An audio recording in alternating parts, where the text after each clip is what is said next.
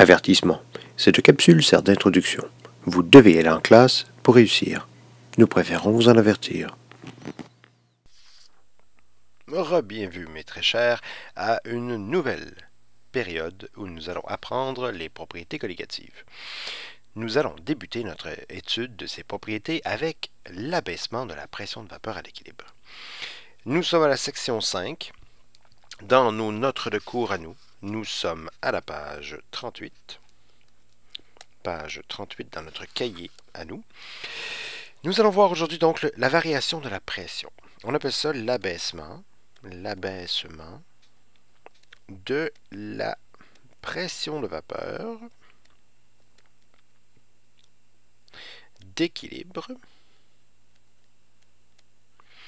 du solvant en présence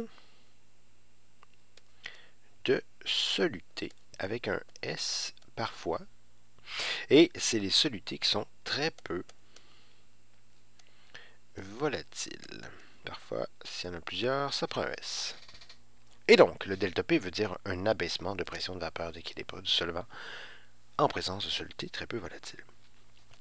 Nous allons débuter notre étude par une petite récapitulation en haut à gauche de ce qui se passait lorsqu'on avait un solvant pur qu'on va désigner A.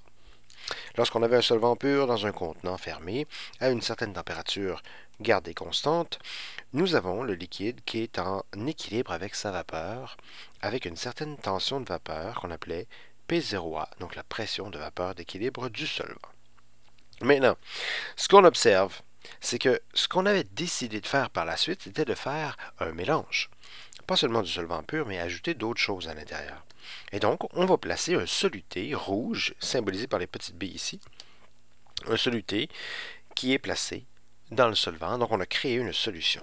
Mais ça va être un soluté spécial. Ça va être un soluté qui va être très peu volatile.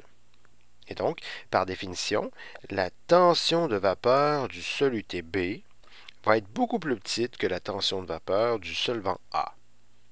Et ce qu'on va faire, c'est qu'on va faire une solution qui en contient très peu de ce soluté-là. Donc, ça va être une solution très diluée. La fraction molaire du soluté va être beaucoup plus petite que la fraction molaire du solvant. Ce type de solution-là, lorsque on les place en quantité liquide dans un contenant fermé à une certaine température constante, ce qu'on observe après un bout de temps, c'est que l'évaporation, il va y avoir du solvant sous forme gazeuse, mais pas de soluté, parce qu'il n'est pas très volatile et qu'il n'y en a pas beaucoup.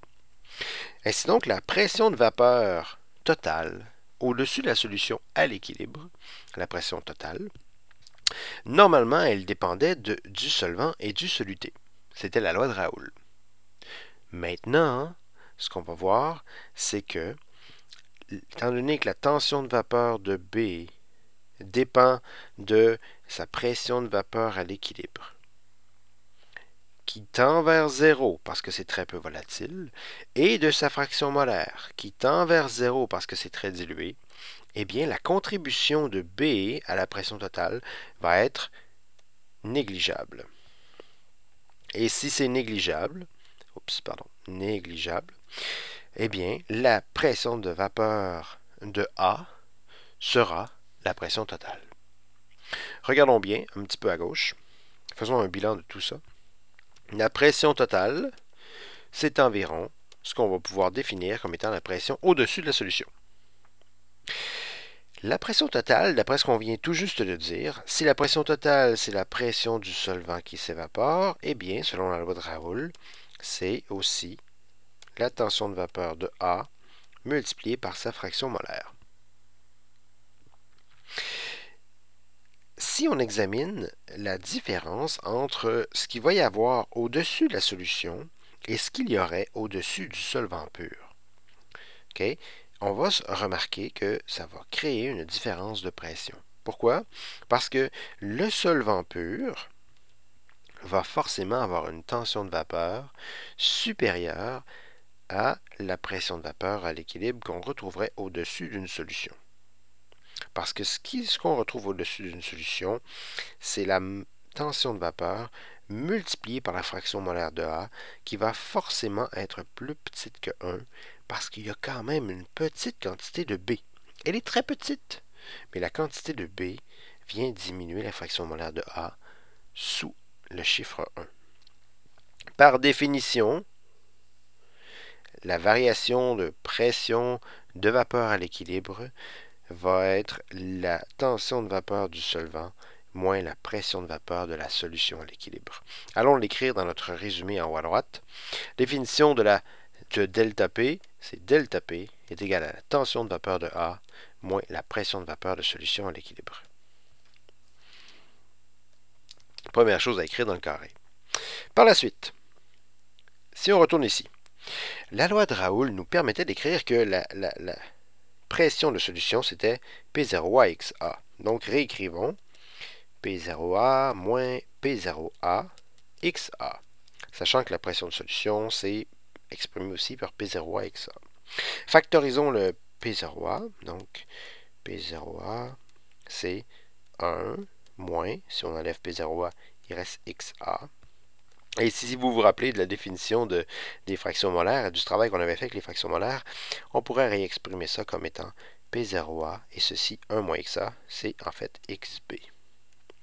Ce qu'on se retrouve à obtenir sous nos yeux ici, c'est la deuxième définition de la variation de pression.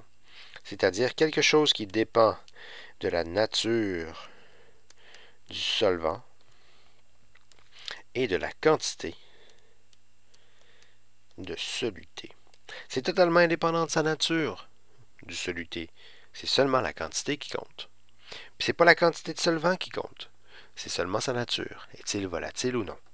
Allons l'écrire dans notre boîte de définition. Delta P est égal à P0A XB. Ça, c'est pour un soluté qu'on appelle B.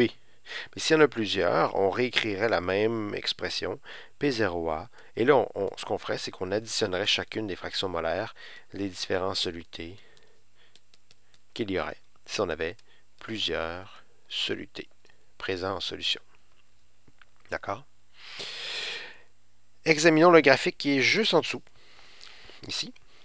Il y a le graphique que vous retrouvez dans votre livre de Mme Tournier à la page 96, mais que vous pouvez très facilement construire ici. C'est un graphique entre la température et la pression. Donc, comment varie la pression en fonction de la température. Pour ce qu'on voit ici en noir, c'est des composés purs. Donc, seulement le solvant A. Je vais prendre une température au hasard. Et gardant la température constante, je vais examiner qu'est-ce qui se passe avec les tensions de vapeur. La tension de vapeur, c'est l'interface entre le liquide et le gaz sur la courbe. Ici, c'est la pression de vapeur à l'équilibre de A, ou ce qu'on appelle la tension de vapeur. On vient tout juste de voir que si jamais j'avais une solution de B dans du A, donc un soluté B dans une solution de A, qu'est-ce qui va m'arriver?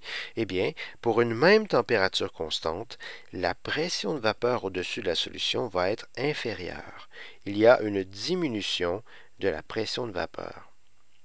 Si je fais ça pour chacune des températures, eh bien, j'aurai une courbe qui ressemble à ceci. Pour chaque température, à chaque fois, la pression de vapeur au-dessus d'une solution qui contient un soluté B non volatile, ça va être inférieur à la tension de vapeur d'un solvant pur.